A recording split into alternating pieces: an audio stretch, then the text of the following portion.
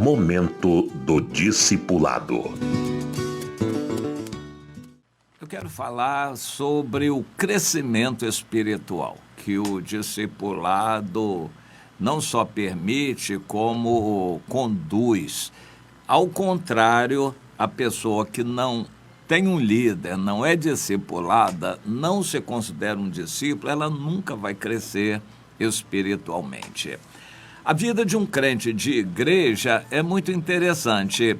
Ele toma decisão pelo Senhor, é evangelizado, se batiza e depois é jogado na igreja.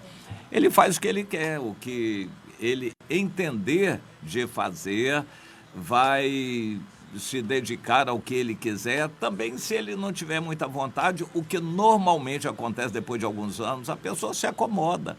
Ele não tem vontade de trabalhar, de ter cargos na igreja. Depois de algum tempo, o crente de igreja se acomoda e passa a ser um crente bem tradicional na sua tradição. Ele vai às reuniões da igreja, assiste, critica, analisa, e tira para ele o que ele achar de bom, não se sente obrigado a receber nenhuma daquelas palavras, ele analisa tudo e aplica o que ele quiser, o que ele bem entender.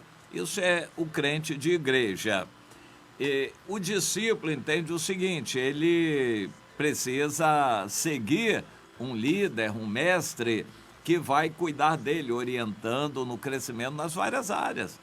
Na santificação, a questão da pureza pessoal, os relacionamentos em família, a dedicação ao trabalho, o cuidado com o corpo. E o corpo é templo do Espírito Santo, a pessoa vai ser disciplinada. Vida de oração, o líder, o mestre vai ensinar o discípulo e orientar nessas áreas todas. E também, principalmente, no fazer outros discípulos. O mestre, o líder, vai cobrar dele. Então, a pessoa que é um discípulo tem um líder a cobrar dele nas várias áreas. E na área financeira, por exemplo, a disciplina, o entendimento na área financeira, a área da contribuição e assim por diante. Ele vai sempre ser cobrado, tem alguém que cobre dele. Quando é um crente de igreja, não tem ninguém a cobrar dele, ele faz o que bem entende, se sente confortável do jeito que está, acomodado. Se alguém quiser pôr defeito nele ou exortá-lo, ele lembra os defeitos dos outros também e fica por isso mesmo. Aí a igreja se acomoda, se acostumando uns a verem defeitos nos outros e todos, por causa dos seus próprios defeitos, não criticam, não falam mal dos outros. Quer dizer, não falam mal pela frente nem oficialmente, falam mal por trás, em fofocas. Isso é muito comum em igreja, o fermento da fofoca, porque não tem o que fazer, eles não têm compromissos, então ficam no bate-papo, na saída da igreja e depois continuam nas redes sociais, o bate-papo, e vão levando a vida assim até a próxima reunião ou até aparecer alguma novidade na igreja. Os líderes que gostam de agradar essa gente, de vez em quando apresentam novidade. Vamos convidar um conjunto para se apresentar aqui, cantar, uma banda. Então é uma reunião especial, um culto especial, porque tem a banda, não sei o quê, que vai tocar lá. Aí um ou outro, pois gostei, não, aquele músico toca assim, não, essa música, isso aí não é bem aqui, não, mas até que eu gostei, então tá tudo bem, tá, e fica por isso mesmo. Não adiantou nada, mais uma novidade. Mas aí o líder, o pastor, quem está à frente, tem que arranjar uma outra novidade. Então, os líderes são caçadores de novidades para atender a exigência de um público crítico. Isso não é nem de longe o que Jesus planejou para a igreja. Cada um tem que estar envolvido em buscar novas pessoas, evangelizar os que estão à sua volta.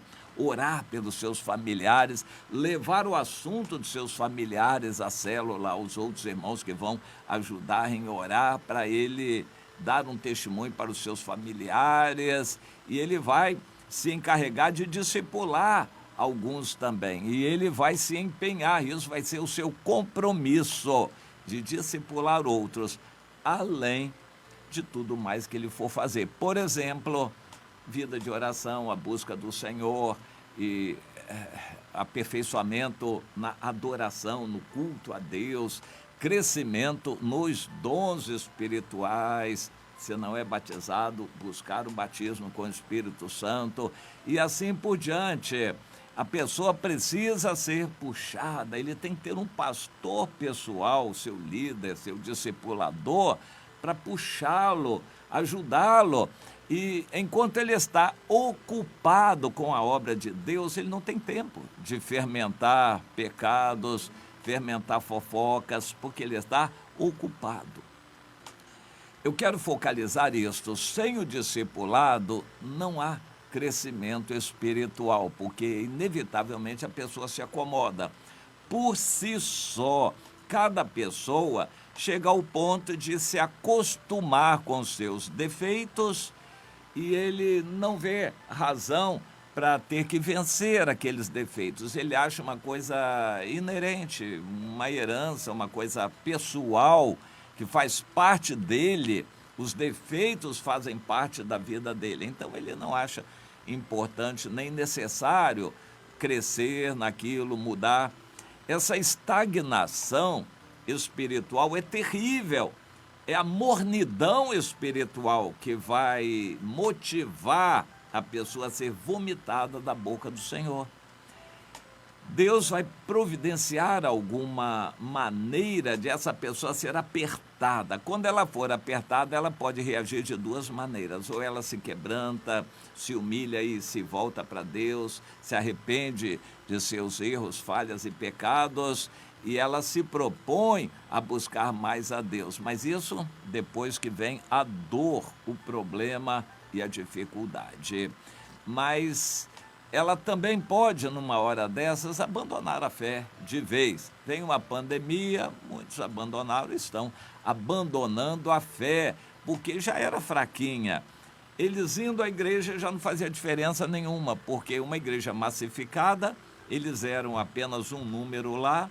Quando faltavam, ninguém dava falta deles, eles contribuíam anonimamente, digamos assim, ninguém orava pela oferta, pelo dízimo deles, eles não eram reconhecidos e por causa disso eles contribuíam lá, jogando na caixinha, lá, jogando lá na cestinha, mas eles não se sentiam parte da igreja. A igreja também não dava satisfação para ele, então ele que ia presencialmente à reunião, agora assiste à distância, mas nós sabemos das limitações do culto online.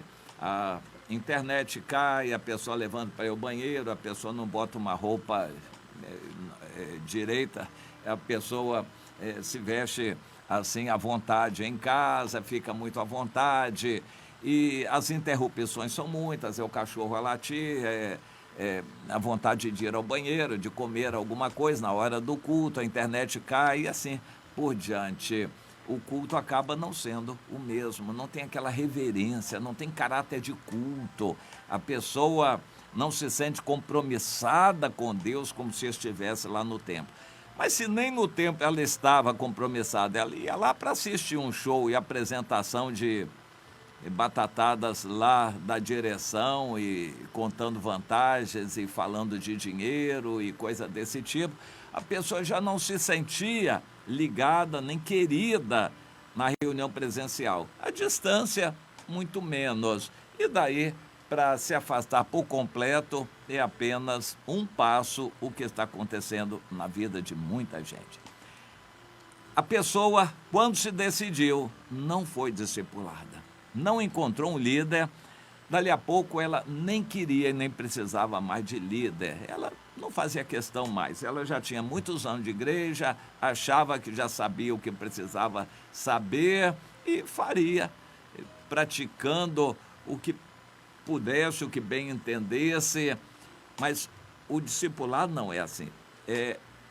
Alguém está cobrando de você, ensinando, amando, dando, orientando, e você levado ou levada a fazer o mesmo com outros. Então você se ocupa. O discipulado leva você a se ocupar com outras pessoas, além de você passar a ver a necessidade de buscar a Deus por muitos modos e atendendo a uma necessidade. Você, para dar, você vai ter que receber.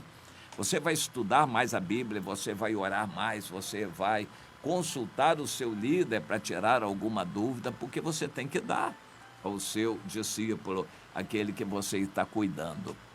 Isto é o que Jesus planejou, uma cadeia de ligações espirituais. Mas não é o que acontece na maioria das igrejas que são massificadas.